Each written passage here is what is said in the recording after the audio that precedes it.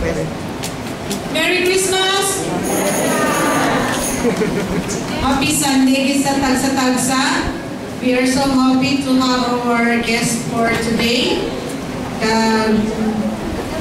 It is a true joy to welcome our guest preacher today, Helen Bates, whose remarkable journey in ministry spans over 40 transformative years. Helen's calling began with Youth with a Mission, where she dedicated 4 years to impacted mission work across Africa and Europe. So the ministry is Africa and Europe. She later embraced pastoral roles, serving in Sydney and since 2004 in Brisbane, Australia. Armed with a Bachelor of Theology and rich pastoral experience, Helen has consistently focused on guiding or helping individuals to discover the profound freedom God offers, empowering them to reach their fullest potential.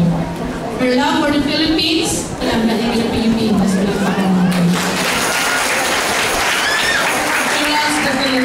Her love for the Philippines ignited over 30 years ago and has deepened through her ongoing ministry involvement in this beautiful country. So we are so happy that this couple, actually not just Helen, but her husband as well, David. Both of them love the Philippines. They have been coming to the Philippines, primarily sa Philippines to minister. We are truly delighted to have her with us today. So let us all welcome Ma'am Helen Bates.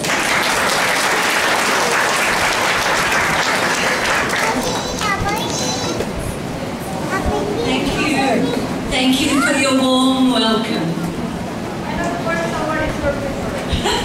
Salamat sa inyong mainito na pagkabiyabi. Merry Christmas. Alipayo na Pasko.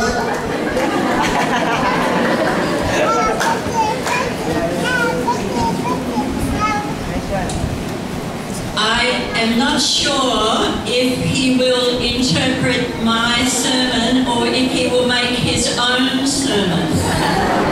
Hindi sa sigurado kung ma-interpretan ko ang iyang wali o maubra na lang ako sa akong kaugalingong na wali. But it does not matter because I will not know. Kaya ang problema ay hindi sa kabalo.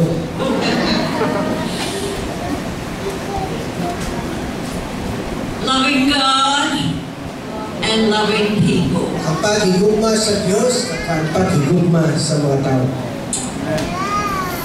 It's a very good reminder to us at Christmas. Mayo ini nga pagpahalumdum sa aton sa sining Pasko. Because Christmas is the time when God launched His own plan. Kaya Christmas amo ni ang tinion nga ginunsab sa Dios ang iya plano. He sent His Son into our world. Gipadala niya iya anak sa sining kalibutan. And He made a way that we could come into relationship with His Father. Kaya gusto niya na makaangkong kita sa relasyon sa iya Ama. That is our celebration at Christmas. Jesus came for us. Ang pagsilibrar sa Pasko nga si Jesus nagkari sa ato.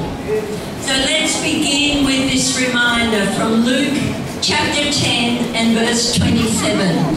So, pisahan na ini nga ginapahalumdum kita sa Lucas Kapitulo 10, versikulo 27.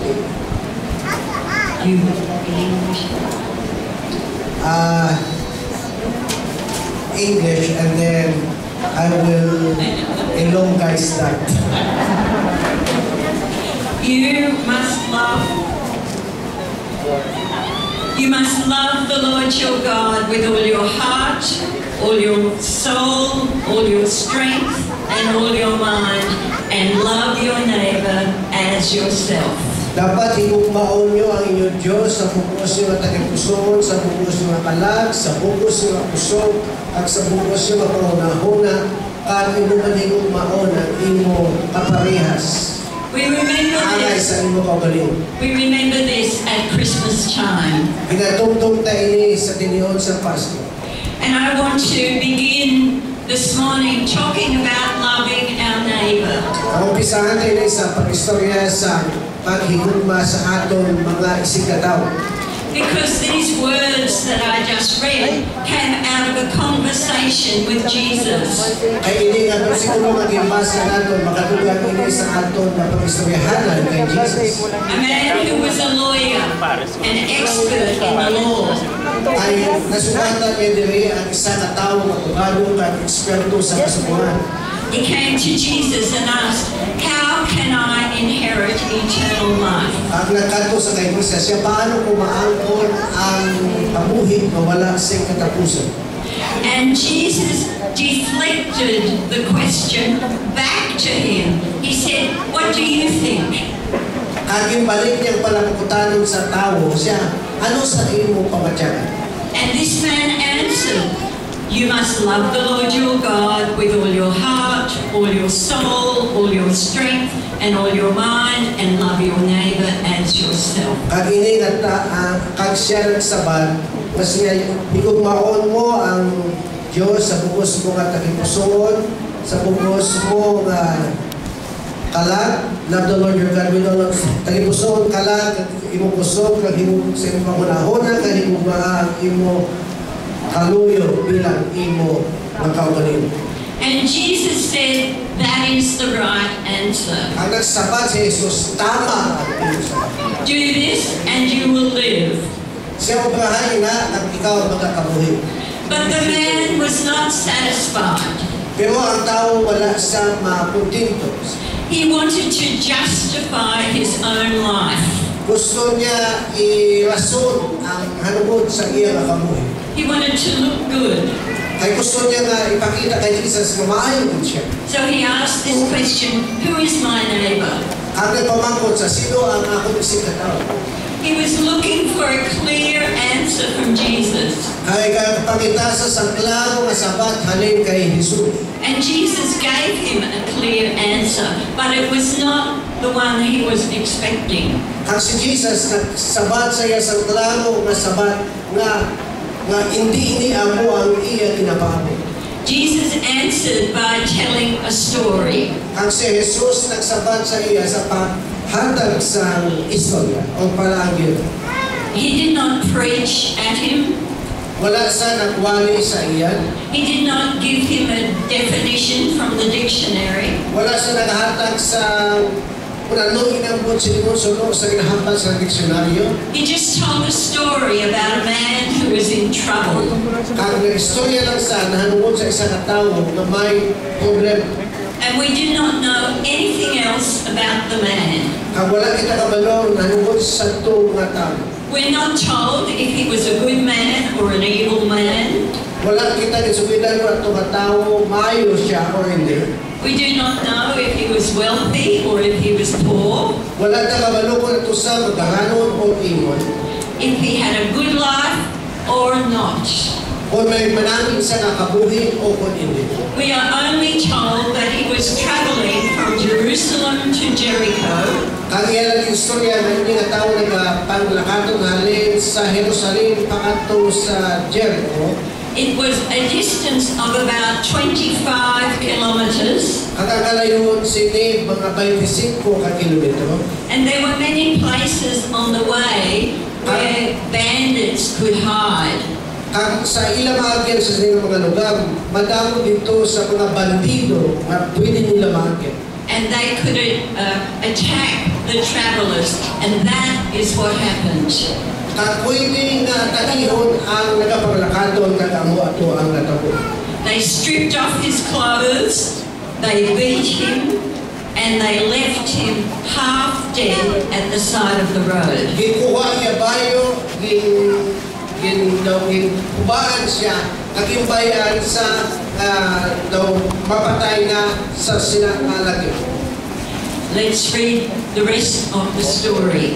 Basahon natin ang istorya sa sige pahina or passage.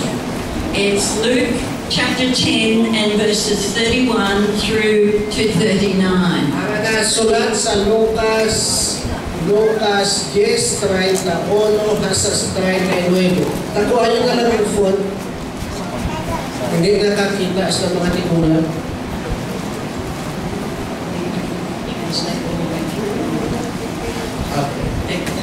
Let me read.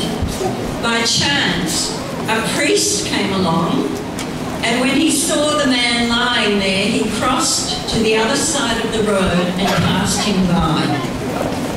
At ang pari na sa nagpalakatuman, sa pagkakita niya sa tao na nagahigda sa dalan, iya lang hindi ginagyan at naglapaw lang siya.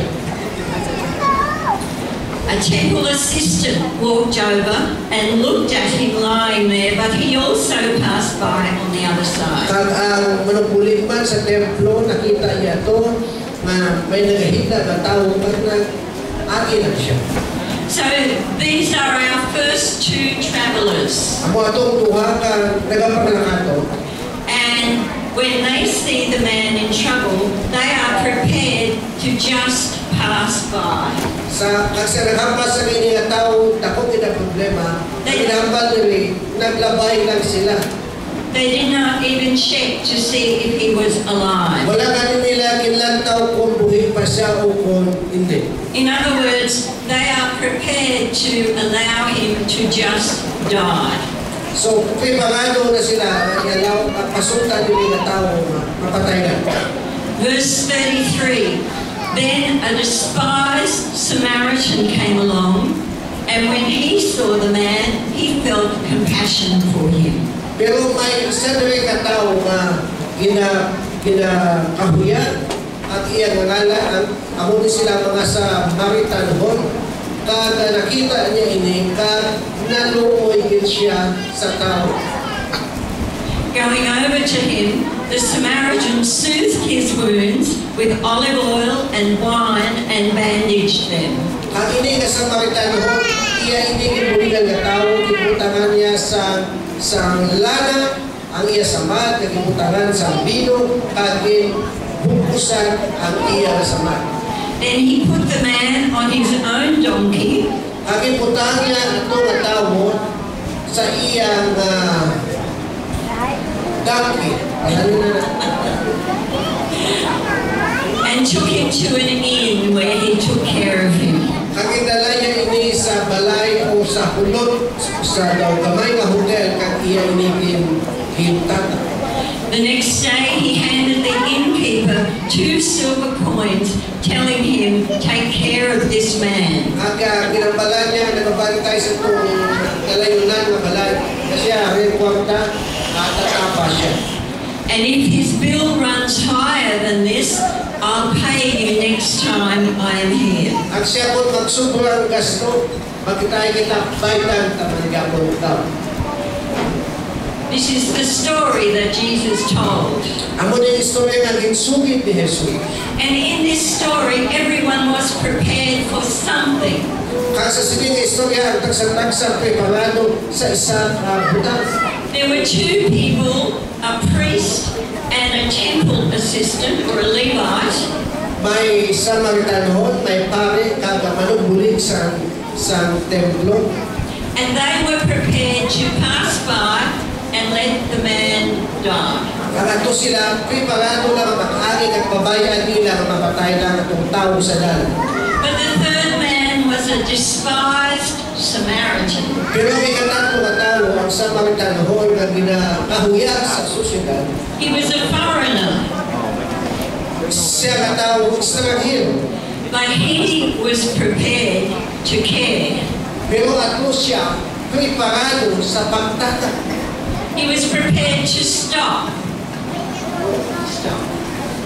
Preparado sa magpuntad na. And he was prepared to help this man live.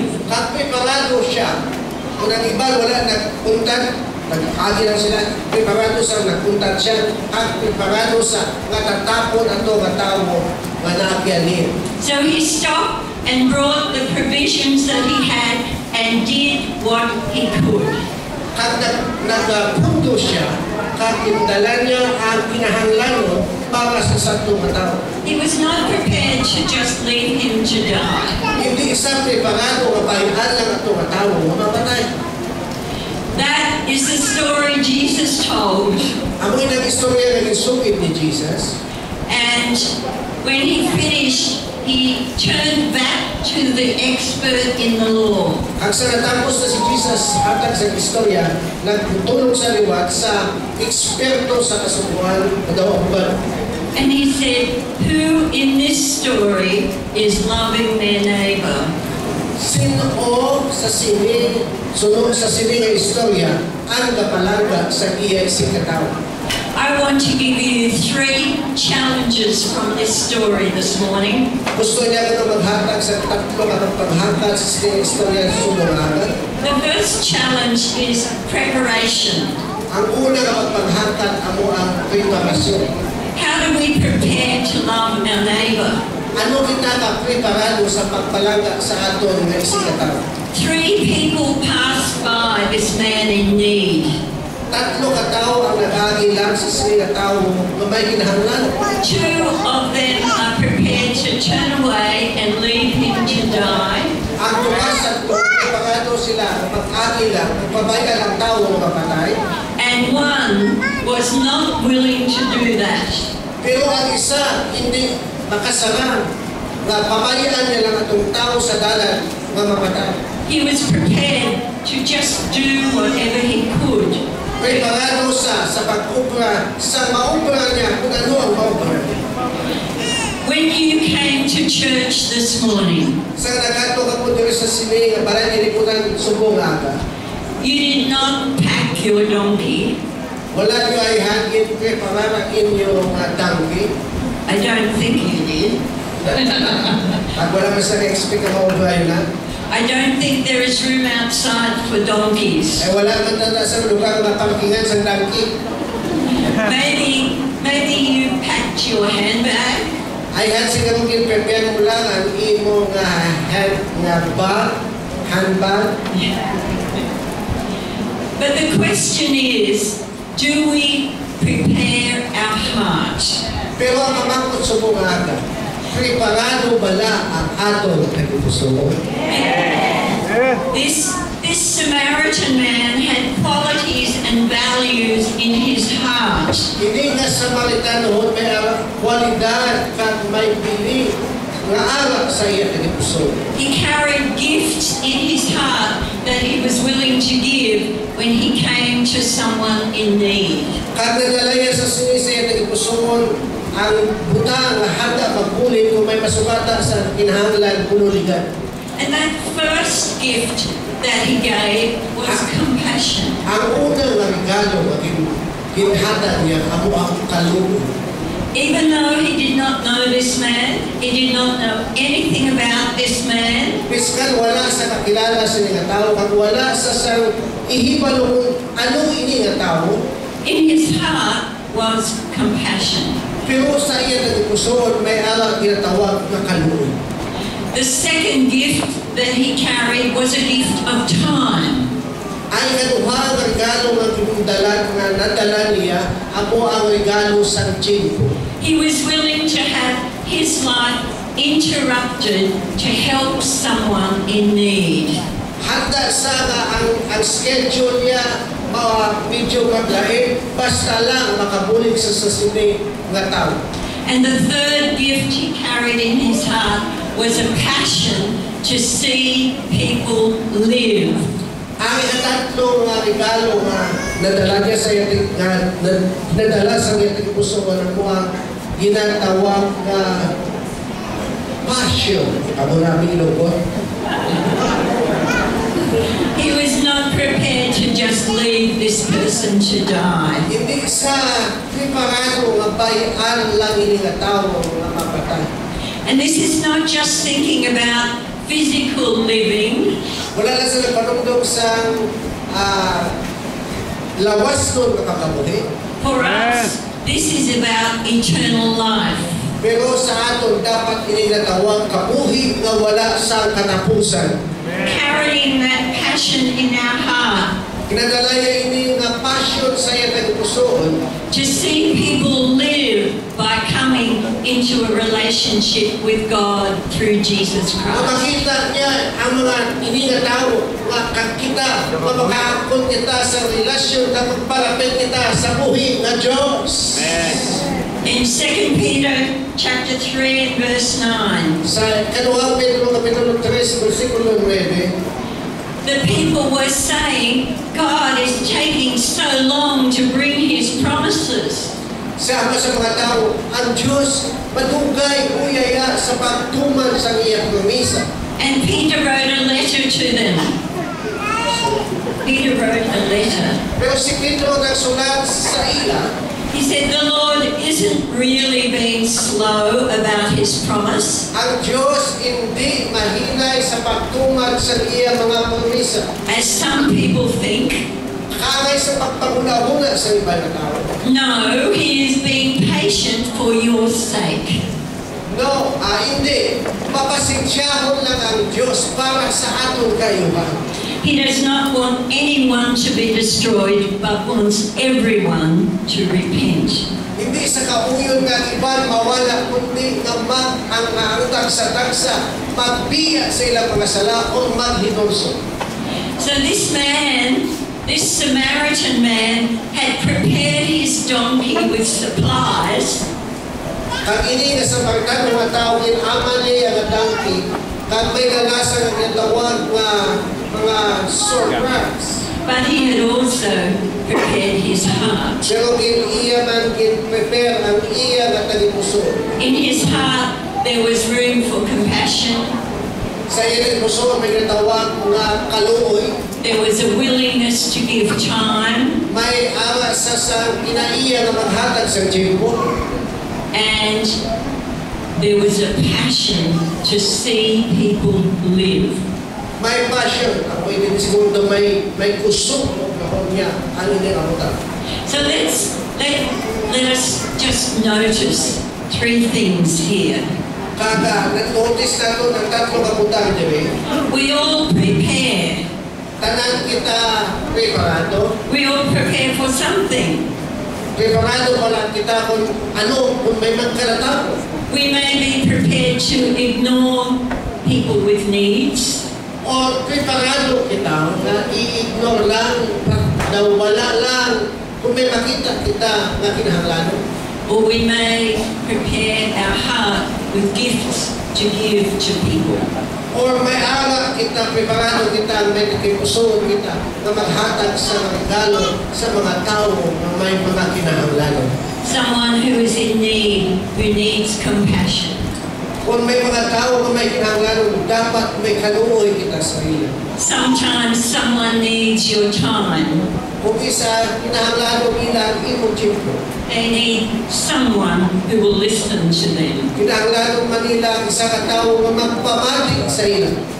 And then there is that passion at every opportunity to share the wonderful news of salvation. Tapos kung dapat ari sa ating puso na may passion kita na isugid nato ng mayong balita agud maangkon nila ang kaluwasan. So the second thing to notice here Kaduha ka butangan dapat i-notice nato diri is that the person who needed help did not need to earn the right to be helped. ang tao atong kakinahanglan sa bulig, hindi atong sagip takos na dapat buligan. Just as we have not earned God's help to us, Kangay nga hindi kita takos tani na na-earn nato ang bulig sa Diyos para sa ato. this man did not earn the right to be helped. Kag ini nga tao hindi dapat kung wala sa posisyon na buligan din sa. So we do not give our gifts of compassion, time, and passion to live. Let me say it again.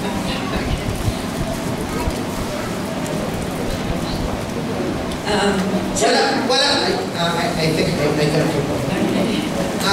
Wala kita sa posisyon na takos kita magbagon sa compassion, sa tiyempo, kaluoy na para sa ato.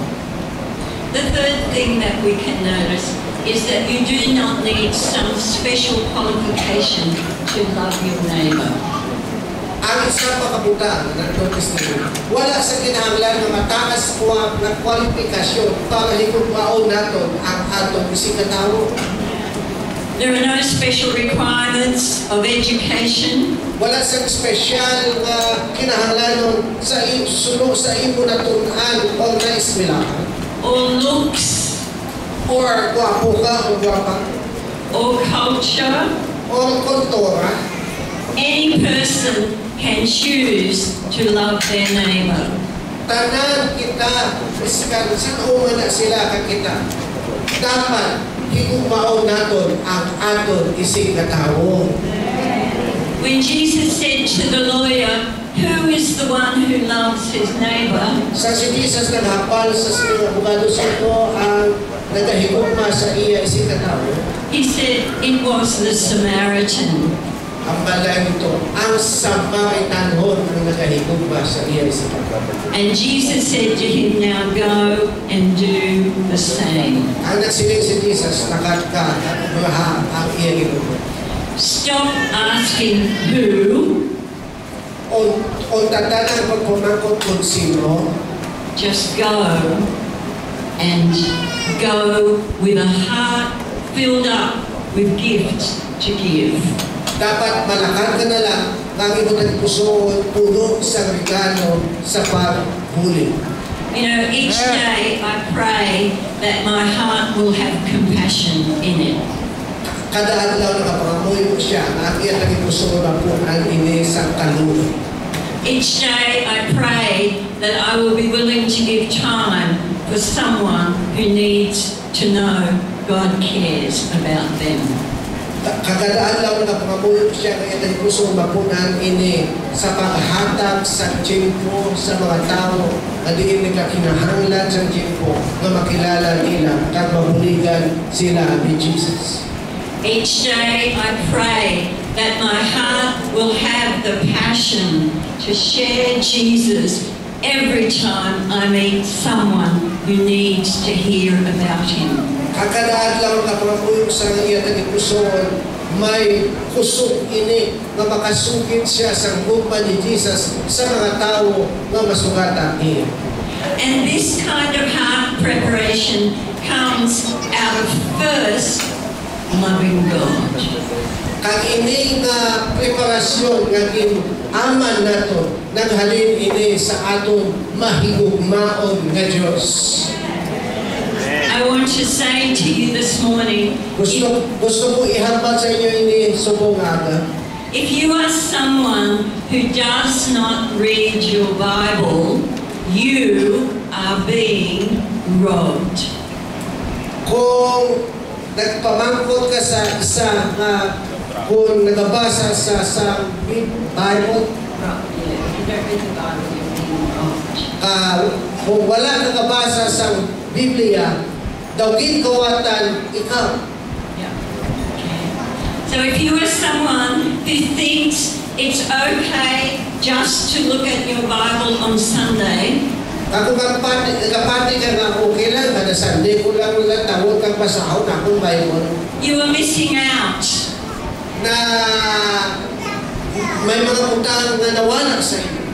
So I am not saying you must read your Bible, Wala sa kasiling nga, kinahanglan ng mabasa mo yung Biblia. but I am saying if you choose not to, you are missing out on what God has for you. Pero kung masilip sa na mismo ang pagbasa sa pulong sa Diyos, hindi mo makita man ang mga promisa sa Diyos para sa iyo. Jeremiah chapter 33 and verse 3.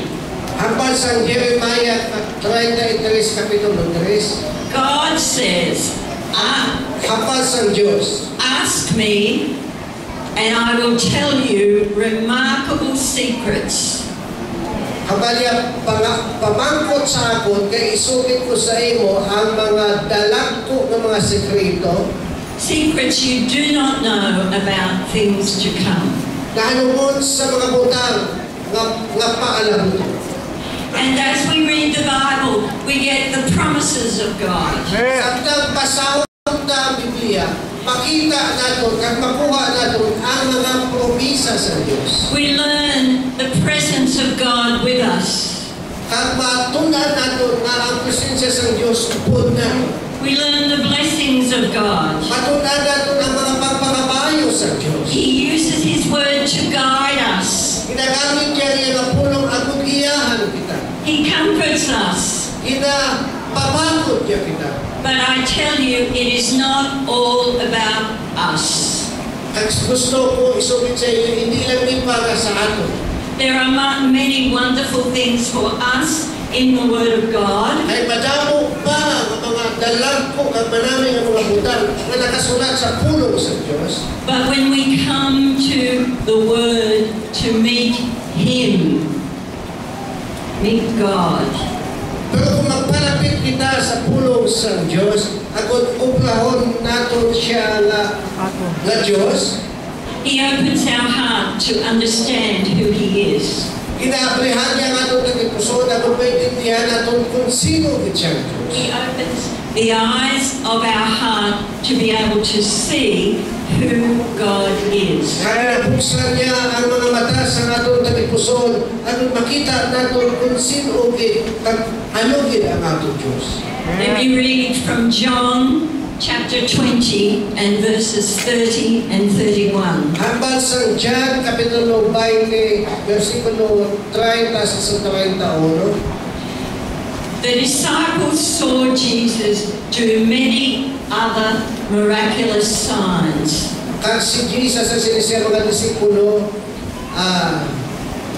ipakita niya sa mga disipulo ni Jesus kung madamong pag-insa sa mga milagro na ginobra. In addition to the ones recorded in the Bible. Tukang sa itong mga gin-record na nadaan sa pulong sa Diyos. But these ones that are in the Bible Pero iniaway sa pulong sa Diyos, are written ginsulat ini, so that you may continue to believe agod ka kita magpadayon sa pagtuo that Jesus is the Messiah, nga si Jesus amo ang Misaya, the Son of God, ang anak sa Diyos, and that by believing in Him, kag sa pagtuo sa iya, you will have life. makaangkon ikaw sing kabuhi nga wala sa katapusan By the power of His name. sa kahong sa iya nga. That's why we read the Bible. Ano na mga sunga dapat mabasa kita sa pulong sa Diyos. God reveals Himself to us. Pinapahayag sa Diyos ang iya kagalingon sa aton pinagi sa pulong sa Diyos. There are many promises for us, Madamo sa mga promisa na nakasulat sa pulong sa Diyos para sa aton. but God also helps us see Him. At natutuhan lang kita pinagi sa pulong sa Diyos na makita natin ang Diyos. And this word, by believing in Jesus, we have life. At sa pakatong pagtungo sa iya, may kabuhi kita.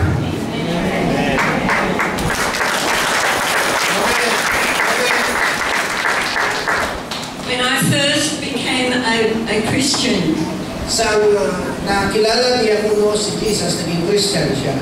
I was young, in my 20s. Nagkaedad pa lang sa santo sa 20 anos, so sa sa mga 20. It was a long time ago. Dugay na dito. And at that time, I was looking for purpose. Ang sa sinagati niyo, nakapagita sa tawag na tinutuyo. I looked at the lives of my friends around me. Kaya nalantaw niya kabuhing sa iya mga abiyan sa palibot niya. I looked and I thought, no, I don't want that. No, that has no purpose. No, no. Everyone I looked at, I thought, no, They have no purpose, and I want a purpose. Hagsang tagatulog sa kabuhi sa iya mga abyan, nagsilisa, siya hindi na akong napangita. Wala na sa tinutoyo. Nagtulog naman sa iban siya, hindi. Wala na sa tinutoyo. Kaya kapangita siya sa ginatawag, nga alugi pala ang tinutoyo sa kabuhi.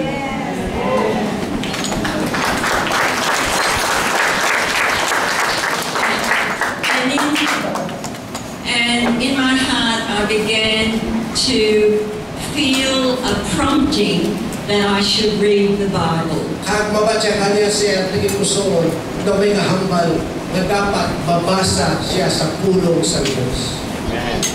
I ignored that prompting for a very long time. Hintaw kakabungul-bungul ng sa na sinyalis o kung paghambal na sa kalawin ko panahon. Because I did not have a Bible. Kaya wala siya sa Biblia. And one day, it was very strong. Kasi isa kadlaw, tamalagit kakusog ang pagpaghambal na mabasa sa pulo sa Diyos. I was despairing because life seemed to have no purpose. Kagod na subuhan siya kaya ang kabuhi na wala sa pulos, wala sa tinutuyo. So I went out and I found a place that had a Bible. Ang nangita sa isang lugar, kaya nakakita sa isang lugar, di makapakal sa isang Biblia. And I began to read. Kag nag-umpisa sa pagbasa sa pulong sa Diyos. I read from page 1. Kaging basa niya, halin sa pahina 1. And I thought, oh, this is a very interesting story. Kaya sa isa mo, kanami inigaling na istorya na niya nakasulat. And every spare moment that I had, I would come back and keep reading. Every spare moment. Kaya sa naksakan, kiniwag na linggo isa, nagabalik sa Bible at mabasa siya. And then one day I'm thinking, and again, a prompting in my heart. Kaya napatyakan niya liwat sa adlaw, na may pagtandog liwat or paghambal sa iya na ituso. Helen, why are you reading a Bible? Helen, naman nagabasa ka sa Biblia. And I stopped. Ang And naguntan sa, I thought, why am I reading a Bible? kasi siya kahit na lang. Naman nagabasa ko sa Biblia. And I thought, is it true? Ala sila sa, tungod ay hanibig. Or is it just a story? Or, storya-storya lang. Is it a special book? Ano ini? Special na libro? Or is it just another book? Or, laging pag-ibig? And I made my decision to put my trust in the God of the Bible and see what happened. Haking tunan niya ibutang ang iya pagsali sa Diyos sa sininga Biblia ang naghambal sa lantang mundo. Ano ang matapos? And that night when I went to bed, the first time for many months, Kasa sinagabi sa mahiga na sa kunay ni Natiyo sa madamo ng mga binulan, there was a feeling of hope inside my heart. may nagpatyagan sa kapaglaong sa sunod sa iyang nagpuso. So I continued to read, So nagpadayon sa pagbasa, and one day ang sa kaadlaw, I'm reading the Bible. Remember, I'm on my own. I'm on my own. kaya nagabasa sa isang Bible na siya nagila. One day I am reading and I'm thinking, I do not understand this. Kansang nagabasa sa isang Bible na siya, hindi ko kaintindi kung ano hindi, ako nabasa. And that is when I understood I am not a Christian all by myself. I need the church community to help me grow. Siya, hindi naman gusto hanod ako, mga kulan. kinahanglanon ko ang isa ka simbahan aron magbulig sa akon nga magtubo ako sa akong pagsunod kay Jesus. So I looked to see where there is a church. Ang nakita sa simbahan na dapat magbulig sa iyo. And there was a church up the road, so I went there. So may simbahan dito sa sinagadalan, nagato sa dito. And the very first time that I went there, Kaya sa ulo na nagato siya dito, a man was preaching about Noah's Ark. Kapatihan niya sa Sinara Church na ang magwali ko nawali sa nanuod sa arka ni Noah. He was preaching from a story in Genesis. At nagawali sa istorya halin sa libro sa Genesis. And this is what he said. Kakamuning iyan sila. This story is not really true. Kag ini nga istorya, hindi ini tungkol. And I thought, oh, Kag na siya sa, if it's not true, siya mo hindi ito. how will I know which part is true and which part is not true? Paano mo babaan ang tuon ng ang hindi matuon? And I had made a decision to believe that this was true. Pero na silensa siya pagkalit na tuuhan ng hindi matuon. So I did not go back to that church. Ang wala na siya nagbalik-balik sa sila na simbahan. I will not go to a church that does not teach the truth of the Word of God. At hindi kita magsunod sa simbahan na wala katulog sa katuruan.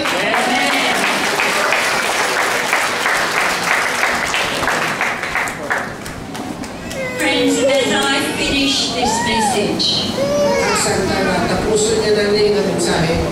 let me remind you, Gusto ko talik ako na ipahanungog sa inyo.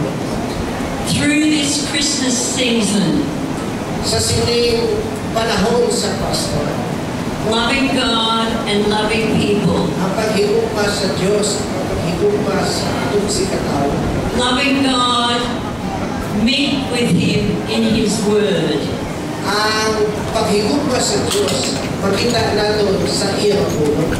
the Holy Spirit lives within us. Kaya ang balang Espiritu na nakabuhi sa ato, As we come to the Word of God, the Holy Spirit opens our eyes to see. Samtang magpalapit kita sa puno sa Diyos, ang balang Espiritu na nahula, paginablihan niya ang atong mga mata sa paglantaw sa kung ano ginahamba sa puno sa Diyos.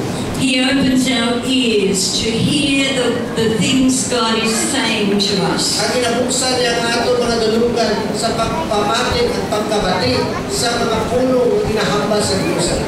And loving people, Kaya maghigugma sa atong sikataw, let us remember to prepare our hearts. dapat dumdumo natin na iama natin ang atong kalipuso.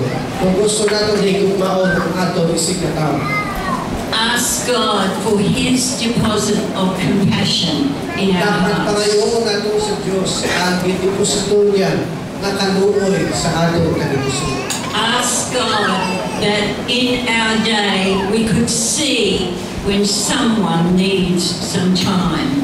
At dapat pangayoon natin sa Diyos na makakita kita, makita sa atong mga mata ang mga tao na nagkakinahanglan sa kabulig sa atong panahon. Even if it is just a few minutes. Biskan sa maliit lang ngayon. And ask God to keep stirring that passion to see people find life. Ang dapat atong pangayoon sa Diyos na pagdabukan niyang atong tagipusoon at ang mga tao makakita sila. Buligan nato ng mga tao na makakita sila sa ginatawag na tungkol sa kabulig. We have a wonderful God. Kaya kita na namin na Diyos. Let's pray. Let's lift our hands to God. Ibayo ang mga kay Jesus.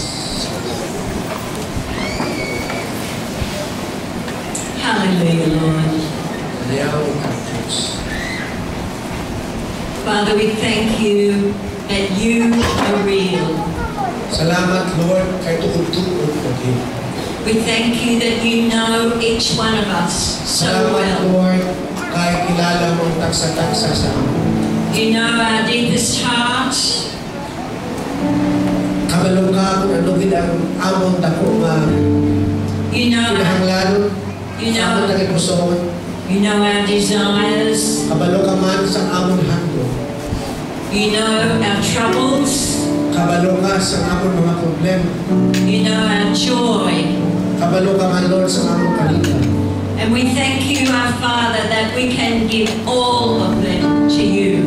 Kag salamat na initanan, Lord, mahatag namon sa imo. You are the God who carries our cares for us. Kag ikaw ang Diyos na nagasakwat sa mga panalingpan ang problema ng We lift them to you, Lord. ginabayang namon inatanan sa imo, Diyos. And we ask that you would open the eyes of our hearts. Kapangayon kami, kamuyo kami, kabuksan mo ang mga mata sa among mga tagipuso. Help us to know you more. Uligan mo kami na makilala ka pagkidnawon sa dako. Help us to hear you speaking to us. Uligan mo kami na makabati, mabatian namon ikaw na nagkapakighambal sa amon. And help us to prepare our hearts Kapuligan mo kami na iaman ang among tagipuso. so that we are ready to love our neighbors Agod na makahigugma kami sa among isikatan. in the way that you call us to love our Sa neighbors. pamaagi, nagitawag mo kami kung paano higugmaon ang among isikatan. Father, we pray your blessing. Kapangamuyo kami, Amay, sa imong mga pagpakamayo. Your blessing on this church, Ang imong pagpakamayo sa sini na iglesia. on every single person Sa who is here. tagsa-tagsa na tao namin na misubo. And we lift our hands, Lord, Sa tagsa na Christian kamon na nagabayaw subo, Lord. and receive what you are giving to us right now. Kaginabato namo na imong ginahatag sa among, O Diyos. And we say thank you, Lord. Thank Ang you. kasilid kami, salamat. Thank you, Lord. Thank you, Lord. Thank you, Jesus. Thank you, Lord God. Hallelujah. Thank you, Jesus. Let's all stand. I believe that our God is the God of miracles. I believe this place is the place of healing, a place of miracle. I want you to follow the example of the Samaritan woman that we have read a while ago. That we need to have compassion for those who are in need. May kaluoy kita sa nagkakinahawan. Why not learn to love your fellow Christians, your sister, your brother, because our God is the God of love. We need to love one another. That is the greatest commandment. Love the Lord your God with all your heart, soul, mind, and then love your neighbor as yourself. So, nanganga, tayo may kaluoy. How I wish na maging blessing pa ini ng church sa mga tao na may dako na kinahanglan. Hindi lang financial, labaw sa tanan ang spiritual nila na kinahanglan. Gusto ko, Lord, maghinonsol kami sa among mga sala kaya hindi ka kauyon na kami mawala. Kundi magbalik kami sa inyo. And this is not about religion. This is about relationship. I want you, Lord God, to perform miracles in our lives. As Jesus, I want you, Lord, to perform a miracle in my life. Hallelujah. Raise your hands as we sing that song. Come on. Let's worship. Let's worship God. Come alive in the name of Jesus. Come alive Raise your in the hands. name of Jesus. This is the house of miracles.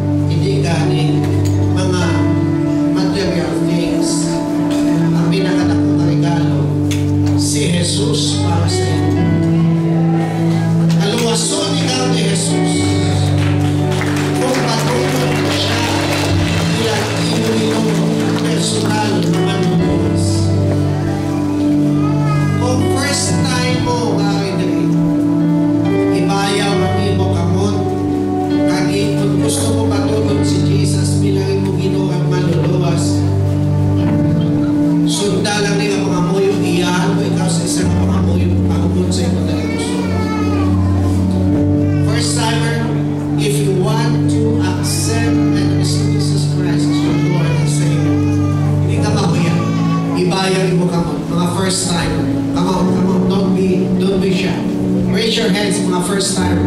Dapat ito kinagilawak. Kung gusto mo patunod si Jesus, this is a great opportunity. Tako ang oportunidad na ginahatag sa Diyos sa ato.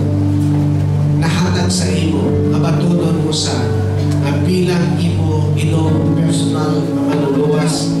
Ang mga tawag ka sa iya, Abba, Father. Siya ang imo tatay. Kung first time mo dawin, liwa, would you please raise your hands? Hindi ka makuya. Just close your eyes. Hindi ka mga fathers ng imo neighbor na subok sa iyong pamulyo, to the person next to you in your left or in your right. I want you to focus your attention sa kay Jesus. Focus your attention. Focus your eyes on Jesus. Because He is here to save us. To save you. Pagamuyo ako palimulang sunod. Palaan mo nga may papasalamat ako sa mensahe sa Christmas. Inpadala mo ibubugto nga na si Jesus. Napatay sa krus tungkol sa akong sala. Ginaakot ko, makasasala ako. Patawala ako sa akong mga sala. Ginahinunsulan ko ang akong mga sala. Karon na aga, ginabaton ko ikaw bilang akong Ginoo at manluluwas sa akong kamoy. Salamat ginaman sa imong akong agumban sa ako. Ako niya ang pag-angko sa ngalan ni Jesus. Ang tanang mga namin. Ang palagpakan na doon si Jesus. Hallelujah. Hallelujah. Sing it out.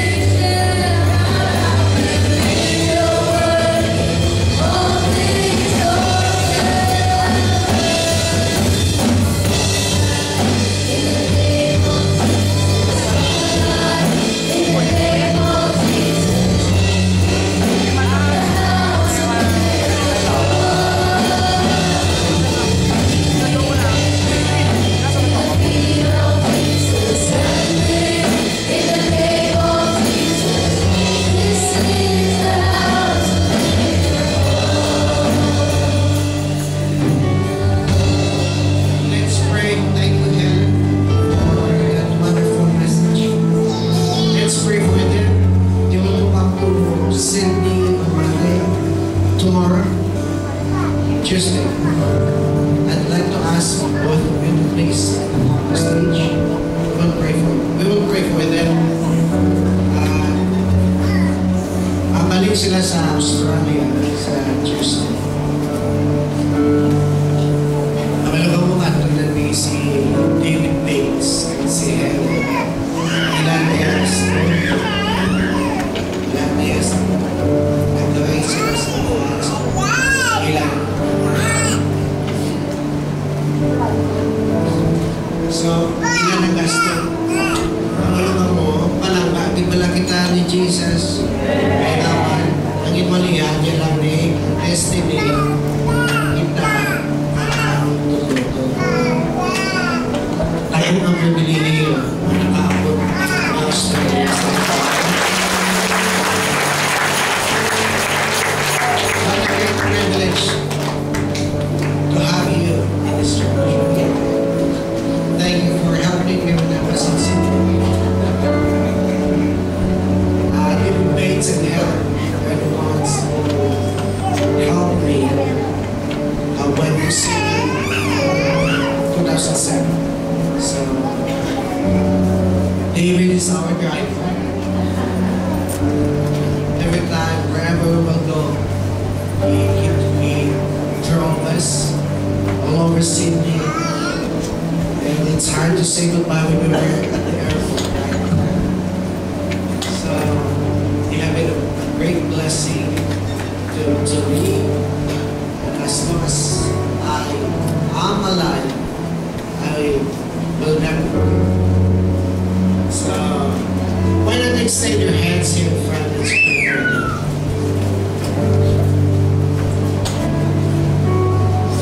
Thank you, Jesus. Lord, thank you for the life of Helen and David. Thank you, Lord God, for the passion in their heart to share your word here in the Philippines. This is not easy, but Lord, they sacrifice their time, their resources for your glory and for your honor. We pray that you will continue to strengthen them as they go back to Sydney Tuesday. Strengthen David, Lord God. We pray for complete healing, Lord God, and protection every day as they go out, even in their coming in. Your blood will cover them. Your angels will surround them. We speak blessings to them. Oh Lord God, hallelujah. Thank you, Lord God, for what you have done. Thank you, Lord God, for the ministry of Sister Helen teaching the Bereans of ministry. And one of our speakers in the Women's Convention Conference in Cebu 2 weeks ago. We thank you, Lord God, for their lives. Continue to bless them as they go back home, Lord.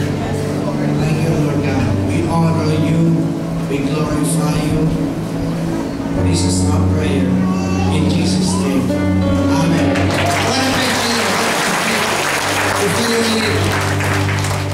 Hallelujah, Lord God. Thank you for this church. Thank you for what you have done to this church. Thank you for strengthening.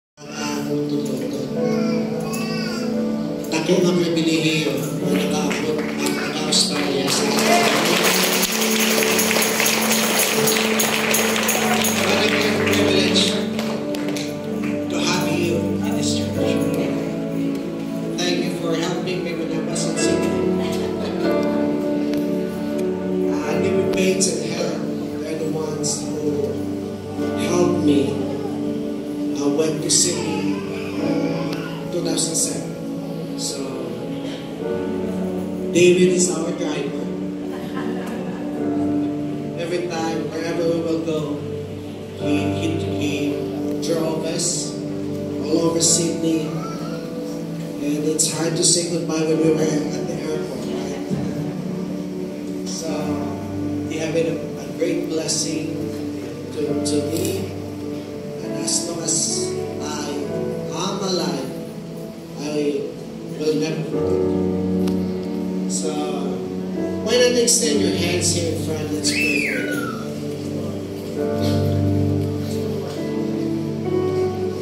Thank you, Jesus.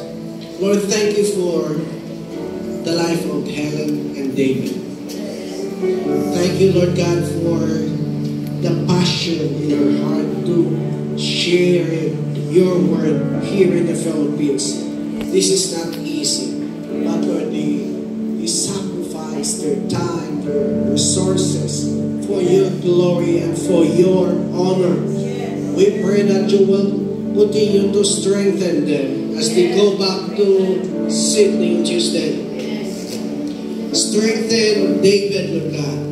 We pray for complete healing, oh Lord God, and protection every day as they go out, even in their coming in. Your blood will cover them. Your angels will surround them. We speak blessings to them. Oh Lord God, hallelujah. Thank you, Lord God, for what you have done. Thank you, Lord God, for the ministry of Sister Helen teaching the Bereans for the ministry. And one of our speakers in the Women's Convention conference in Cebu 2 weeks ago.